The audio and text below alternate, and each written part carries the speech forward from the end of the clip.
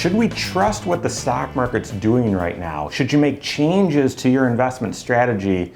And what should you expect for the days, weeks, and months to come in the market? Ooh, that's what we're talking about today. Thanks for being here, everyone. This is your next Wise Step video for today, Tuesday. My name's Mike Bernard. I am the host of the Wise Money Show. I'm also one of the certified financial planners here at Korhorn Financial Group. Since this crisis began, I've been coming to you every single day right from my office with a financial nugget or two that you need to apply in your financial life, or at least consider in your financial life. If you're not already a subscriber to this channel, please do so. Hit that subscribe button, turn on notifications, give me that thumbs up. I appreciate that, so that others who are looking throughout the internet for financial wisdom can find this information and take their next wise steps. Guys, I am seeing more and more conflicting financial information out there. I don't know how you make sense of all of it through the noise. That's what we're trying to do right here at the Wise Money Show channel. So subscribe, turn on notifications, give me that thumbs up, share this, leave comments, all of that fun stuff. So I'm sitting in my office. It's February of 2009. Not a fun time to be an investor. Not a very fun time to be a financial advisor either, by the way. And I'm talking to one of my favorite clients. They've become friends. Many of my clients do, because it's just very personal. And I mean, at that time, it was a very, very tough time. And we were diversified for them, but still they were down, probably 30% in February of 2009. The stock market would fully go down about 60%. They were down about 30%, and it was not fun. And we were looking at things and talking about things and what do you do and so on.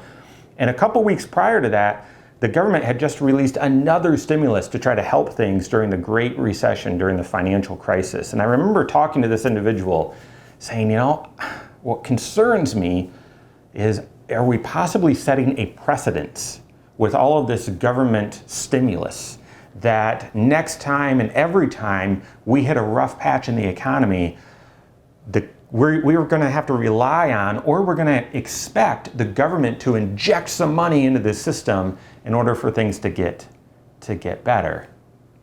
At the time, the Federal Reserve, their balance sheet, so the amount of money in the economy that they have stewardship responsibility over, had ballooned because of their stimulus efforts from about 800 or 900 billion dollars to 1.8 trillion. Because of all the stimulus, it had doubled, to 1.8 trillion dollars.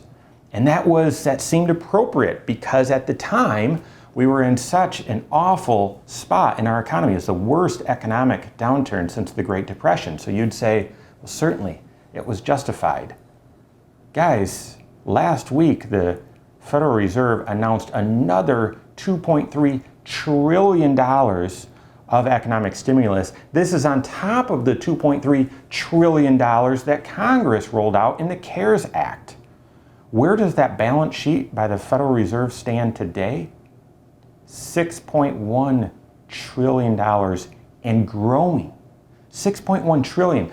The Fed, it grows their balance sheet and shrinks its balance sheet over time, depending on what they're trying to do in the economy. And it was unprecedented that they ballooned their balance sheet up to $1.8 trillion back a decade ago. Now it's $6.1 trillion. And that, if you want my opinion, that's why the stock market's been climbing. Even today, right now, at the time I record this, the stock market's green. Why? Is it because coronavirus cases are down? It's earnings season, so maybe companies are starting to report some better earnings than expected. Analysts expected things to be terrible. No, we are starting to get earnings coming out. The earnings have been terrible. I will be updating you on those, because typically earnings come out better. They come in better than what analysts expected. Today, for a certain bank, a national bank, analysts expected that profits would plummet to 33 cents a share from being over $2 a share last quarter. Yeah, they actually came in at a penny per share. And the stock market has gone way up today. This doesn't make sense. This is a distortion. Why? It's likely because of the stimulus efforts. Basically, the Federal Reserve and even Congress has come out and said, it doesn't matter how bad this gets, we'll take care of you. And that is a distortion in how capital markets are supposed to work. And it leaves many investors and financial advisors scratching their heads wondering, well, what do I do? Do I tell clients to sell because things are going to go back down? Or do I tell everyone to get more aggressive? This is your time to get riskier because risky assets are going to do just fine. Any problems, the Fed will take care of them. I would tell you take a principled approach. In the short term, this is a distortion. Even if this distortion goes on for a long time, decades and decades, this is not normal. And we should not expect the federal government to bail the economy out every single time it faces a tough patch. You personally shouldn't rely on getting a bailout every time you reach a tough patch in your financial life.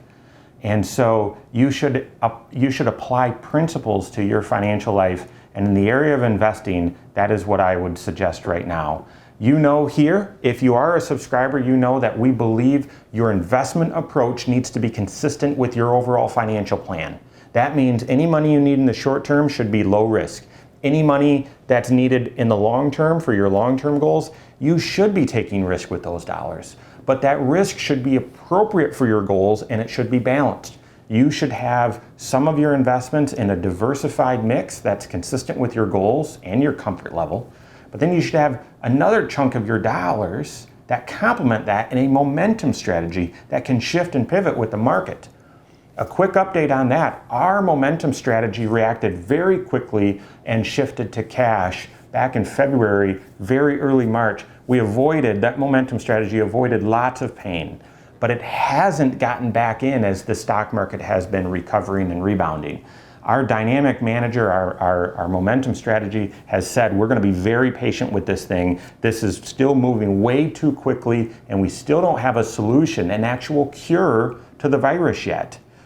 Even if local governments and national governments say, travel restrictions are lifted, you can now roam about the country.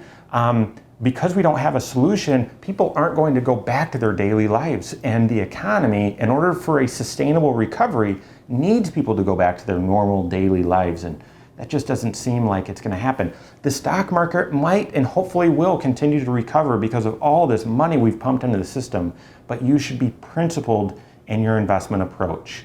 If you're not, if you're wondering emotionally what you should be doing right now, rebalance, continue to invest in risky investments with new money, and make sure that you've got both approaches represented in your financial life and that both investment approaches are consistent with your long-term plan.